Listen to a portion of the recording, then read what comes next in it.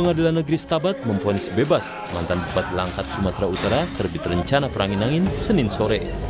Dalam putusannya, hakim menilai terbit tidak terbukti melakukan tindak pidana perdagangan orang (TPPO) dengan modus rehabilitasi narkoba tahun 2010 hingga 2022. Satu pertama dan kedua pertama dan kedua, ketiga, keempat, kelima dan keenam. Dua, membebaskan terdakwa oleh karena itu dari semua dakwaan penuntut umum. Tiga, memulihkan hak-hak terdakwa dalam kemampuan, kedudukan dan harkat martabat serta martabatnya. Empat, menyatakan permohonan restitusi tidak dapat diterima. Lima, menetapkan barang bukti berupa 2 buah cangkul gagang coklat sampai dengan 1 buah kursi panjang yang terbuat dari kayu dimusnahkan. Tanah dan beberapa pabrik kelapa sawit PT Dewa Rencana Perangin Angin yang beralamat di Dusun 3 Karmowida, Raja Tengah, Jahe, Desa Raja Tengah, Kecamatan Kuala, Kabupaten Langkat, dikembalikan segera kepada terdakwa. 6. Kepada terdakwa. Divonis bebas, terbit rencana perangin angin mengaku sangat senang dan berterima kasih pada majelis hakim yang menjalankan sidang. Nah, kita lihat setelah diputuskan majelis hakim, dikasih juga kepada majelis hakim yang memberikan putusan bebas kepada saya karena itu memang fakta persidangan sebenarnya itu semua. Makanya terima kasih cocok untuk pada pengadilan Stabat yang masih murni yang menjalankan tugasnya pada hari ini. Itu aja yang saya sampaikan.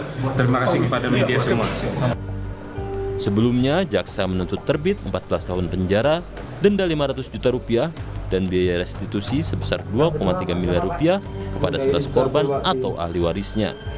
Dalam dakwaan disebutkan, terbit mendirikan tempat rehabilitasi narkoba sejak tahun 2010.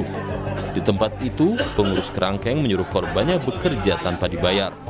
Lalu juga terjadi penganiayaan yang menyebabkan 4 orang penghuni kerangkeng tewas. Para pengelola di kerangkeng terbukti melakukan tindakan TPPO dan telah divonis 3 tahun penjara pada 30 November 2022. Atas vonis tersebut, jaksa penuntut berencana mengajukan banding. Dedi Zulkifli Tarigan, Kompas TV Langkat, Sumatera Utara.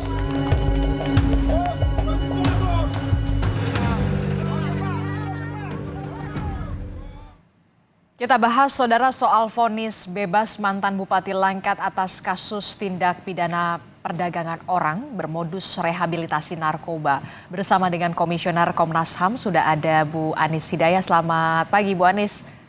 Selamat pagi. Ya, Bu Anis, ini kan kalau kita lihat ya, vonis bebas untuk mantan Bupati Langkat dalam kasus TPPO yang bermodus panti rehabilitasi narkoba yang dikenal sebagai ya kasus kerangkeng manusia ini cukup mencengangkan, bahkan vonisnya bebas begini.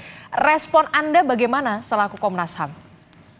Ya, pertama tentu Komnas HAM menghormati putusan hakim, tetapi bahwa dalam kasus ini sebelumnya Komnas HAM sudah membentuk tim investigasi dan menghasilkan sejumlah rekomendasi. Salah satunya adalah mendorong proses peradilan yang fair, kredibel, profesional, dan memberikan rasa keadilan bagi para korban TPPO, di mana tadi juga sudah disebutkan di antara para korban itu ada 4 yang meninggal dunia.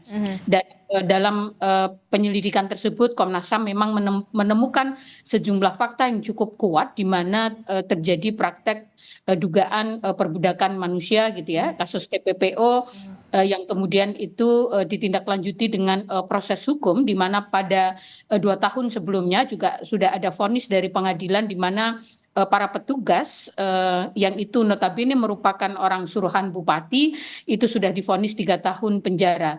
Dalam kasus TPPO itu memang pelaku itu kan berlapis ya. Ada yang namanya pelaku lapangan gitu ya, ada yang namanya adalah pelaku otak pelaku gitu ya, atau orang yang kemudian menjadi pelaku utama gitu. Nah, mestinya dalam kasus ini diduga kuat mantan bupati ini merupakan Pelaku utama dalam kasus TPPO yang dengan modus tadi gitu ya, rehabilitasi narkoba yang mengakibatkan orang dipekerjakan secara eksploitatif, ditampung dan lain sebagainya. Dan tuntutan jaksa sesungguhnya adalah cukup kuat gitu ya, di mana bupati dituntut dengan 14 tahun penjara sesuai dengan ketentuan pasal 2 Undang-Undang TPPO dan juga membayar ganti rugi atau restitusi sebesar 2,3 miliar. Harusnya dengan tuntutan jaksa ini hakim juga bekerja keras untuk memastikan bahwa para korban mendapatkan keadilan yang memadai selaras dengan investigasi yang dilakukan Komnas HAM pada tahun 2022. Sehingga atas putusan ini tentu Komnas HAM menyesalkan atas putusan karena itu menandakan adanya impunitas kejahatan tanpa penghukuman sekaligus juga putusan ini tentu mencederai rasa keadilan bagi para korban yang di antara mereka meninggal dunia dan juga saya kira rasa keadilan bagi publik gitu. Anda melihat Komnas HAM ini kan sudah sampai membentuk tim investigasi menemukan adanya sejumlah fakta mulai dari ada 4 orang yang dilaporkan tewas di dalam kerangkeng manusia tersebut sampai juga ada tindakan perbudakan, dalam hal ini adalah tindak pidana perdagangan orang dugaan di sana. Kemudian juga kita tahu ada beberapa orang sebagai pengelola kerangkeng ini juga sudah divonis 3 tahun penjara. Anda melihat rekomendasi-rekomendasi yang disebutkan dari hasil investigasi Komnas HAM ini tidak masuk dalam pertimbangan hakim? Betul.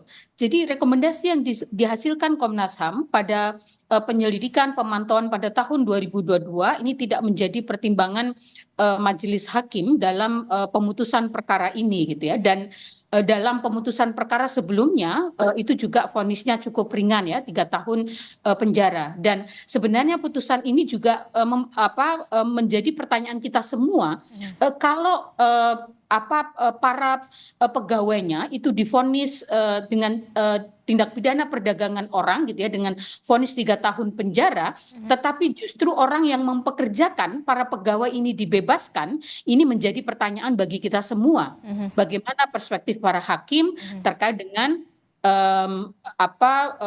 tindak pidana perdagangan orangnya sendiri gitu ya, yang itu jelas-jelas ada fakta di sana mantan bupati ini melakukan tindakan-tindakan yang itu indikasi kuat sebagai pelaku utama tindak pidana perdagangan orang gitu. Oke, kalau kita sudah melihat begitu ya bagaimana pengelola kerangkengnya saja sudah divonis 3 tahun penjara begitu ya, diharapkan juga kan kemarin pelaku utamanya ini bisa mendapatkan hukuman yang setidaknya kalau kita lihat tuntutan dari jaksa ini cukup berat sekali, tapi nyatanya majelis hakim menyatakan vonis bebas begitu ya. Anda melihat ada impunitas hukum di sini atau bagaimana? Atau memang tidak terlalu tersorot oleh media kemudian akhirnya ini ada vonis bebas semacam ini? Kasus ini pada tahun 2022 cukup viral ya, dan disorot dan mendapatkan atensi nasional yang cukup besar, sehingga pada tahun itu pula beberapa petugas di dalam kerangkeng itu kan kemudian divonis dengan undang-undang TPPO ya, dengan vonis yang ringan, tetapi kan ada vonis yang dijatuhkan. Nah sayangnya kemudian terkait dengan mantan bupatinya sendiri, proses peradilannya kan berlarut-larut, sehingga atensi publik terhadap kasus ini kan memang mulai bersurut gitu ya, karena sejalan dengan banyaknya kasus-kasus lain yang juga sangat viral gitu ya, termasuk kasus Vina dan kasus-kasus yang lain gitu, sehingga saya tidak ingin menggiring bahwa karena viralnya sudah turun sehingga kemudian ini menjadi lengah gitu ya, karena mestinya proses peradilan itu tidak boleh terpengaruh karena kasus itu viral atau tidak gitu ya, karena banyak ada gium yang sudah mengatakan no viral no justice gitu ya, mestinya itu tidak mempengaruhi, tetapi putusan ini tentu berpotensi melahirkan pelanggaran hak asasi manusia, terutama hak atas keadilan bagi para korban. Seperti yang saya sampaikan, mereka ada yang meninggal dunia, gitu ya. Mereka yang kemudian juga mengalami penderitaan cukup lama, sekitar 12 tahun, karena praktek perbudakan yang terjadi di kerangkeng manusia rumah bupati tersebut. Gitu. Dan saya ingat betul begitu media Kompas TV menjadi salah satu media yang kemudian juga concern sekali untuk terus mengawal kasus ini pada saat itu begitu ya, Bu Anies. Bu Anies, ini kan kalau kita lihat sebelum di Komnas HAM, Anda juga sempat berada di Migrancare dan bahkan memberikan bukti adanya penyiksaan dan juga dugaan tindak pidana perdagangan orang di kerangkeng manusia, kasus kerangkeng manusia ini. Seperti apa temuan Migrancare saat itu?